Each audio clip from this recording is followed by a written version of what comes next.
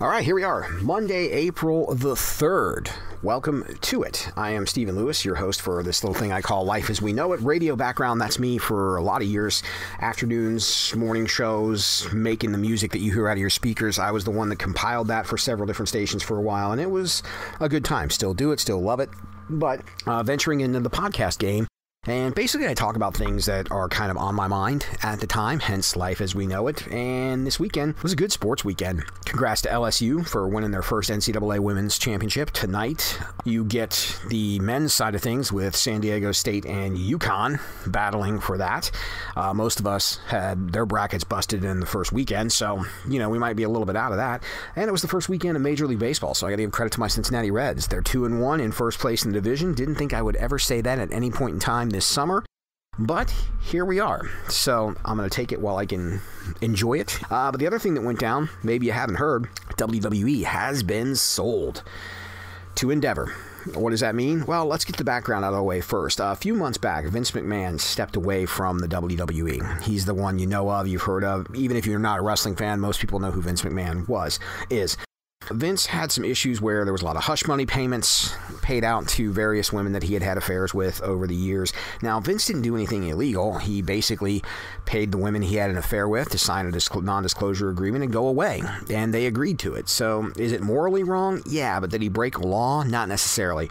But the company kind of pressured him to step down based on public opinion and a bunch of other things.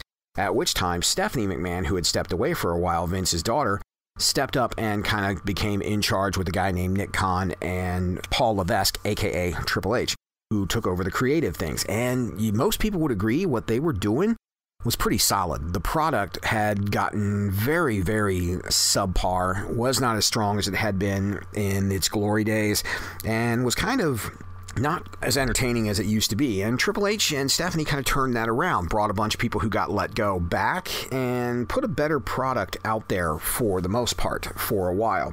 So then starts the rumors of the WWE sale, and Vince had come back into the picture to negotiate a sale and to be there to negotiate network deals, streaming rights, and all that kind of stuff, which prompted Stephanie to immediately retire and step away again.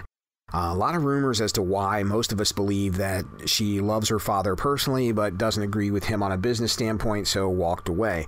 Triple H still in charge at this point, but everybody kind of wondered for how long. Well, fast forward to now, and WWE is now property of Endeavor, who owns UFC. Now, the good side of that, it's not the Saudi Arabian entity that a lot of people thought they might sell to, which is probably good, and it has nothing to do with being racist in any way, shape, or form. It's just the Saudis, those pay-per-views, while they're profitable for the talent, are considered blood money by a lot because of the Saudi government and whatnot, and they're not necessarily wrong on that. So best to keep WWE away from that. So Endeavor owns UFC. Say what you want. I'm a fan more of the UFC prior to all of this, like the mid-2000s to 210 early UFC, because you had names like Tap Out, Venom, and all these other brands that fighters could wear and endorse. They streamlined that so everybody wears the same Reebok UFC gear, which is just awful. You took the personality out of it to quite an extent. Personally, I think UFC suffers from not having as many household name fighters as it once had. Once upon a time, when they were doing pay-per-views, you had the Conor McGregors, the Matt Hugheses, the Michael Bispings of the world. Now, some of those guys have retired and gotten older, but you had more household names to draw on, and I feel like UFC kind of has their own identity crisis happening right now. But nonetheless, Dana White, who recently had issues with his wife, is going to be in charge of UFC. Vince McMahon in charge of the WWE, and I believe Endeavor controls 51% of the company. The WWE shareholders the other 49%. So it'll be interesting to see what happens. Vince has already said he's going to be involved in creative on a higher level, but Triple H will remain in charge for the most part, which is a good thing. But it'll be weird to see what happens. There are people out there that are wondering if their streaming is going to go away. The WWE Network did an interesting thing. If you bought the network, you could basically watch all the pay-per-views for free. SummerSlam, Survivor Series, WrestleMania, the big ones that everyone watches. And the price of buying the network every month essentially paid for one of those pay-per-views, so it was a good deal. Peacock, if you buy Peacock, you get to stream it for free too. Endeavor doesn't follow that plan with UFC. UFC still charges the old pay-per-view method through ESPN Plus, and WWE's competition AEW, you still have to buy pay-per-views there. So people who are wondering if that will go away, yeah, it very well could. Now that streaming deal is not up for another year. When the Fox deal, the USA deal, and all that other stuff goes away, it will be interesting to see what happens with the programming from that point going on. But definitely some changes in the works, and, you know, time will tell if it's for better or worse. We'll see. Speaking of WWE, this past weekend, Wrestlemania 39 went down, and it had its fair share of problems. It was the first one that Triple H booked, and I think for the most part, it was solid all the way through. They didn't rely on a lot of gimmicks, which was nice. They let the talent that they have kind of speak for themselves, because there were rumors originally that The Rock was going to come back to face Roman Reigns, but he said, I'm not in that kind of shape. I can't do it this time. Sorry, guys. Makes me wonder if he didn't come back because he was getting a lot of negative press for the way he handled Black Adam and the failure that was that and his attempt to kind of upend Warner Brothers and take control of their superhero properties. Maybe The Rock wanted to stay out of the limelight for a little while, which might be a smart call, but nonetheless, he wasn't there. So they set it up for Cody Rhodes to come back, who, good on Cody. He's doing a good thing. He's putting in his best work. His character's there. But he didn't come through in the end, and a lot of that might have to do with people want, maybe Sami Zayn was the guy, but they weren't going to do that either. I thought the show was pretty good for the most part. Night one, the weakest match was the opener with John Cena.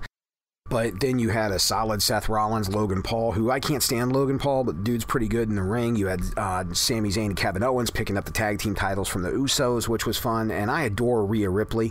She won her world championship, so that was good to watch. So good on her. And then the second night, a lot went down on the second night, starting with, of course, the Shane McMahon thing, and Snoop Dogg, who did some really good improvisation. So Shane, on the first night, Miz, who Mike Mizanin from The Real World and MTV and the challenges and all that, he's been in the WWE for a while now. Miz is a great dude. I've met him on a few different occasions for radio interviews and whatnot, and he's the real deal. He doesn't get enough credit for being as good as he is in WWE. But on the first night, he gets beat up by Pat McAfee and George Kittle. The second night, Sunday, he comes back out. And this time around, Shane McMahon comes out to do the honors. But in an awkward, lunging jump over the Miz, Shane lands wrong and gets hurt. No one really knew what was going on, if it was legit or not. But yeah, it is legit. He tore his knee and blew out his quad.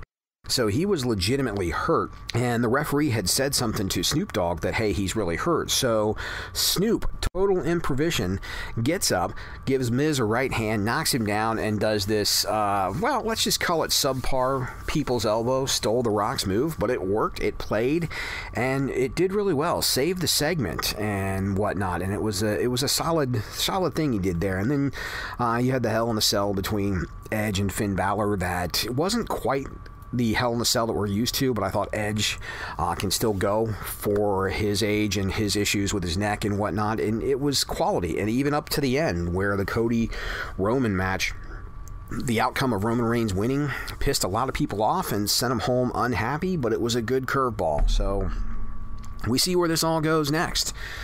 With the sale of the company and the control of the company and talent-wise in the future where it goes. So it'll be interesting to watch from here on out. Speaking of talent, a lot of my radio friends and peers are losing their jobs once again to budget cuts. Nothing but the best wishes to any of those who were cut and let go. It sucks because the cuts seem to happen from the bottom up and never from the top down. So you have less and less content creators and talent working, and more guys making $250,000 a year salaries and then some still employed, which doesn't make sense to me if you want to save a lot of money. But hey, I don't get to make those decisions. So the people who have lost their jobs this go around, hopefully you find something soon that you love, and that goes the same for all of us. So anyway, that's what I got today. That is Life as We Know It for Monday, April 3rd. Go spend time with people you like, love, or tolerate, because time is limited. So get out of here.